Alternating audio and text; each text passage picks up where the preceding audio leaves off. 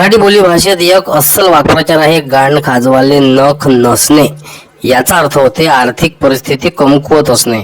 आता ह्या जो वाक्प्रचार आहे ह्या कोणीही वापरते, कुठेही वापरते, घरी दारी ऑफिसमध्ये चौकात कुठेही वापरते, एवढा कॉमन आहे ह्या. आता याचा अर्थ होते परिस्थिती गरिबीची असणे, कमकुवत असणे, नाजूक असणे. पावसाळ्यात अन उन्हाळ्यात आपले गाण खाजवते, सगळेच खाजवते.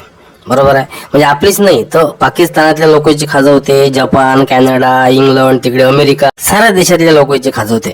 आणि खाजवतो काय ना, आपण नखानच खाजवतो. म्हणजे आपण सहज काम करतो, एखादी सहज होणारी गोष्ट म्हणजे आपण नखानं गाणं खाजवतो.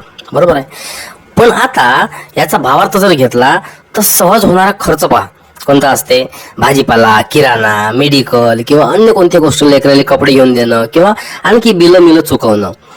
पण कधी कधी काय होते, त्याला पैसे राहत नाही. म्हणजे ज्याची गरिबीची परिस्थिती आहे ते तर अलगच, पण ज्याची चांगली परिस्थिती आहे त्याच्याही जवळ कधी कधी पैसे राहत नाही. मग ते काय म्हणते आपसुकच, इथं तर गाण खाजवायला नक नाही राजा माय बिन.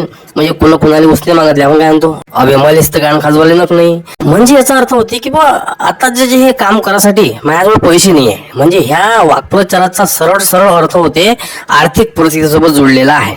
मग आता याच्यावर कोणी गमतीनं उत्तर देते, गाण खाजवायला नक नाही तर कंगवा घे, त्या पोलाले खाजव. पोल असते का MSCB चे.